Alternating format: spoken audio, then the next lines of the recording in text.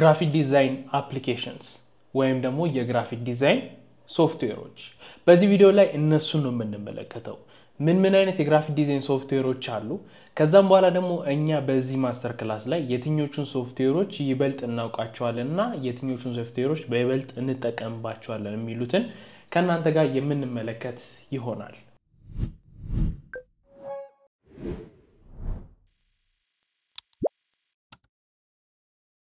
ብዙ የግራፊክ ዲዛይን አፕሊኬሽን ወይም ደግሞ ሶፍትዌሮች አሉ የሚታወቁት ግን የአዶቤ ሶፍትዌሮች ናቸው በዋነኝነት በዚህ ቪዲዮ ላይ ዶክመንቱን የመጀመሪያው ሊንክ ነክታችሁ ዳውንሎድ ማድረግ ትችላላችሁ ዳውንሎድ ካደረጋችሁት አንድ ላይ ከናንተ ጋር እንመለከታለን 9 ታዋቂ የግራፊክ ዲዛይን አፕሊኬሽን ወይም ደግሞ ሶፍትዌር የሚባሉትን እንመለከታለን እነዛን ሶፍትዌሮች ግን ስንመለከት ምንድነው የምናደርገው ዳውንሎድ አድርገን ኢንስታል ማድረግ ሳይሆን እነዛ ሶፍትዌሮች ምንድናቸው ስራቸው ምንድነው ልዩነታቸውስ የሚለውን ነው የምንመለከተው ከዛም በኋላ ደግሞ አንድ ስራ ስታገኙ ወይም ደግሞ የሆነ ስራ ወይም የሆነ ክላይንት የሆነ ስራ ሲሰጣችሁ ትክክለኛውን አፕሊኬሽን ወይም ደግሞ ሶፍትዌር እንዴት አድርጋችሁ መምረጥ ትችላላችሁ የሚለውን የምንመለከት ይሆናል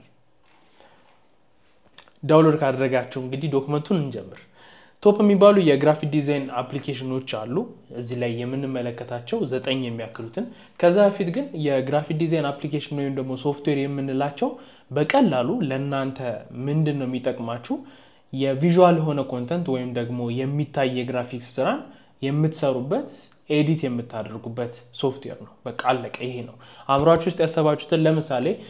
የሆነ ሎጎ ዲዛይን ስራ ተሰጣችሁ አምራችሁ ውስጥ ያሰባችሁት አለ አይደል እሱ ምንድነው የምታደርጉት ሎጎ ዲዛይን ላይ ስኬች ታደርጉታላችሁ አይደል ወይም ወረቀት ላይ ትሰሩታላችሁ ከዛ ስኬች ያደረጋችሁትን ወደ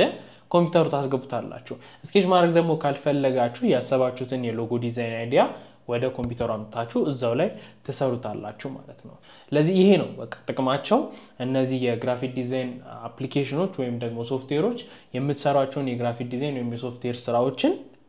ኤዲት ማድረግ ወይም ደግሞ ለመስራት የምትጠቀሙባቸው ናቸው ፕሪንት ለማድረግም ሊሆን ይችላል ለዲጂታል ልትጠቀሙት ትችላላችሁ አሊያም ለሞሽን ዲዛይን ልትጠቀሙት ትችላላችሁ የመጀመሪያው በጣም ታዋቂ የሆነው ግራፊክ ዲዛይነር ሁሉ ያልሆነ የሚያውቀው አዶቤ ፎቶሾፕ ነው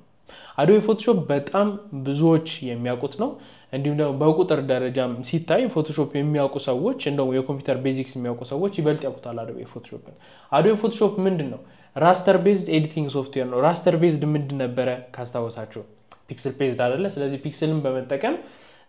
ዲዛይኖችን እንሰራበት ነው ቤስት ፎር ምንድነው ፎቶ ኤዲቲንግ ዲጂታል ፔይንቲንግ እና ደግሞ ኮምፖዚቲንግ ማለት ነው ማጠናከር ልትሉ ትችላላችሁ የአማርኛው ቃል እንደዛ ስለሆነ ማለት ነው ምን ያደርግላችኋል ለምሳሌ አዶቤ ኢሉስትሬተር ላይ ሰራችሁት የሆነ ቬክተር አለ ወደ ሶሻል ሚዲያ ፖስት ስታመጡት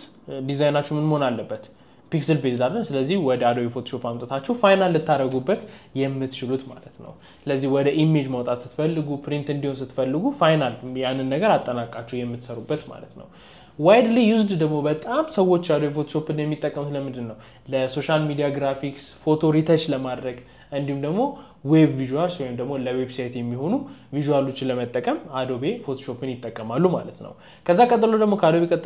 ፎቶሾፕ ቀጥሎ የሚታወቀው አዶቤ ኢሉስትሬተር ነው ይሄ ደግሞ ከአዶቤ ፎቶሾፕ በተቃራኒ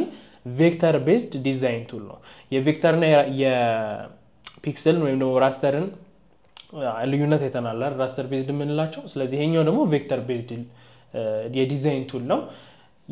የአዶቤ ኢሉስትሬተር ደግሞ ምንድነው ለሰዎች የሚጠቀሙበት ለሎጎ አይከን ለመስራት ታይፖግራፊ ወይም ደግሞ ፎንቶችን ለመስራት እና ደግሞ ለኢሉስትሬሽን ይጠቀሙበታል ማለት ነው ለምንድነው ለሎጎ የሚጠቀሙት አዶቤ ፎቶሾፕን ለምን ለሎጎ አይጠቀሙም ምን ብለናል ስለ ፒክሰልና ስለ ቬክተር ስናወራ ቬክተር ቤዝድ የሆኑ ሶፍትዌሮች ወይም ደግሞ ቬክተር የምንሰራባቸው ሶፍትዌሮች ምንድናቸው ኳሊቲያቸው ቢተልቅም ቢያንስም እኩል ነው ወይም ደግሞ የሚጨምርና የሚቀንስ አይነት አይደለም ማለት ነው ለዛ ነው ለሎጎ ተመራጭ የሚሆነው ቬክተር ቤዝድ ስለሆነ ነው ከዛ መቀጠል ደግሞ ስኬለብል ዲዛይን ዊዛውት ሉዚንግ ኦፍ ኳሊቲ ማንኛውም አይነት ዲዛይን ወይም ማንኛውም አይነት ኢሉስትሬሽንም ስትሰሩ በቃ እንደፈለጋችሁ አሰለቃችሁትም አሳንታችሁትም ኳሊቲው ያው ነው የሚሆነው ማለት ነው ከዛ መቀጠል ደግሞ አዶቤ ኢንዲዛይን ነው ዴስክቶፕ ፐብሊሺንግ ሶፍትዌር ልንለው እንችላለን ይሄን ሶፍትዌር ምንድነው ማለት ነው ለምሳሌ አዶቤ ኢሉስትሬተር እና አዶቤ ፎቶሾፕ ልዩነት አላቸው አይደል ይሄኛው ደግሞ ከነሱ የሚለየው ምንድነው መልቲፕል የሆኑ ፔጆችን ወይም ደግሞ በጣም ብዙ ፔጅ ያላቸው ለምሳሌ መጽሔቶች ብሮሸሮች ብዙ ፔጅ ያላቸው ብሮሸሮች አሉ መጽሐፎች እነሱን ምን የምታረጉበት ነው የምትሰሩበት ነው ለምሳሌ Adobe Illustrator ላይ የምትሰሩ ከሆነ ፌስ 2 ላይ በደንብ እናያቸዋለን አርትቦርድ ክሬት አድርጋችሁ ከመጀመሪያው አርትቦርድ ወደ 20ኛው ስትሄዱ ምናምን በጣም አሰልቺ ነው የሚሆነው ይሄኛው ላይ ግን ኢንዲዛይን ላይ ግን በጣም ቀላል ነው ኢቭን ኢንዲዛይንን ስትከፍቱት ታዩታላችሁ ኢንዲዛይን ራሱ ምንድነው በቃ ያስታውቃል ለመጽሐፍ ተብሎ የተሰራ አይነት እንደሆነ UI ወይም ደግሞ የአፕሊኬሽኑ ኢንተርፌስ እንደዛ ነው ያስታውቃልና እዛ የኢንዲዛይን ቱሎቹን ስናይ ኢንዲዛይን ምን ይመስላል የሚለውን ስናይ በደንብ እንመለከተዋለን ከናንተ ጋርና ኢንዲዛይን መልቲፕል የሆኑ ፔጆችን ጋዜጣም ማጋዚንም ብትሉት ሁሉም ነገር ይሄ በዛ ያለ ፔጅ ያላቸው ፕሪንት የሚደረጉ ነገሮች የሚሰሩት ኢንዲዛይን ላይ ነው ፕሪንት የማይደረጉ ፒዲኤፎችም ኢንዲዛይን ላይ ልሰሩባቸው ትችላላችሁ ይሄ ደግሞ ኢንዲዛይን ደግሞ ምንድነው ባነኝነት ቴክስት እና ኢሜጆችን ሌአውት የምታደርጉበት ነው ለምሳሌ አሁን መጽሔቶች ኢሜጅ አለ አይደለ ኢሜጁን አስገብታችሁ ኢሜጁን ቦታውን የምታስይዙበት ከዛ ቴክስቶቹ የምትጽፉበት የቴክስቶቹ አላይመንት ሌአውቱን እያንዳንዱ ነገር የምታስተካክሉበት ነው ምንም ማድረግ ትችላላችሁ በፎቶሾፕ የሰራችሁትን ኢሜጅ ወደ ኢንዲዛይን አስገብታችሁ መስራት ትችላላችሁ ማለት ነው መጽሔት ላይ የምትጠቀሙት አይነት ከሆነ ከዛ ቀጥሎ ደግሞ አራተኛው ኮሬል ድራው ይባላል ይሄንን አብዛኞቹ ዲዛይነሮች ያውቁትን የተወሰኑት ያውቁታል ስፔሻሊ ህንድ ላይ እንደዚህ ያሉ አካባቢዎች ላይ እኛ እነዚህ አዶቤ ሶፍትዌሮችን ማወቅ የቻልነው ክፍያ ከፍለን ስለማንጠቀምባቸው እነዚህ ሶፍትዌሮች ነው ክፍያ ከፍለን የምንጠቀምባቸው ቢሆን ኖሮ ክፍያቸው በጣም ውድ ስለሆነ እነዚህን ሌሎቹን አማራጮች ለምሳሌ አሁን አምስተኛውን ብታዩት ኢንፊኒቲ ዲዛይነር የሚባል አለ እሱን አሁን ብዙ ሰዎች ይተቀሙታል ይሄ አዶቤ ክፍያ የሚሆንበት ሀገር ላይ ካንቫ ኢትዮጵያ ላይ የሚተቀሙታል ካንቫን ግን ሞር ኦፍ ፕሮፌሽናል የሚባሉት ዲዛይነሮች አዶቤዎችን የሚተቀሙት ፊግማ ሞር አሁን ደግሞ በጣም ተሻሽሎ ብዙ ነገሮችን እየሰራ ያለው ፊግማ ነው ከዛ ስኬች የሚባል አለ አዶቤ አፍተር ኢፌክት አለ አሁን ይሄ ኮሬል ድራው የሚባለው ቬክተር ግራፊክስ ኤዲተር ነው ሲሚላር ነው ከማን ጋር ከአዶቤ ኢሉስትሬተር ጋር ሲሚላር ነው ፖፑላር የሆነው ደግሞ ሳይኔጆችን ለመስራት ፓኬጂንግ ለመስራት እና ፕሪንት ዲዛይኖችን ለመስራት የታወቀ ሶፍትዌር ነው ኢንፊኒቲ ዲዛይነር ደግሞ ምንለው የቬክተርም የራስተርም ቱሎች አሉት ኦልተርኔቲቭ ምንለው ደግሞ ከአዶቤ ኢሉስትሬተር ጋር ነው አሪፍ የሚባለው ደግሞ ለኢሉስትሬሽን UI ዲዛይኖችን ለመስራት እንዲሁም ደግሞ የብራንዲንግ ፕሮጀክቶችን ለመስራት ተመራጭ ይሆናል ማለት ነው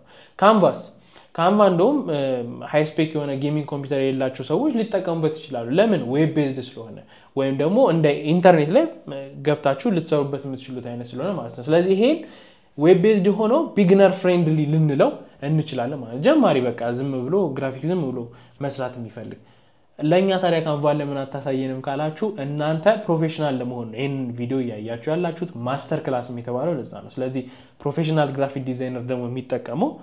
ኮምፒውተር ላይ ያሉትን አዶቤ ሶፍትዌሮች ነው ስለዚህ ለዛ ነው አዶቤን ለእናንተ የማሳያችሁ ከዛ ቀጥሎ ደግሞ ካንቫ ቴምፕሌት ድሪቭን ነው ድራግ ድሮፕ አድርጋችሁ መስራት ትችላላችሁ በጣም ብዙ ቴምፕሌቶች አሉት ከነዛ ቴምፕሌቶች አንዱን መርጣችሁ ልትሰሩበት ትችላላችሁ ለሶሻል ሚዲያ ፖስቶች በጣም ብዙዎች ይተቀሙታል ፕሬዘንቴሽን ስላይዶችን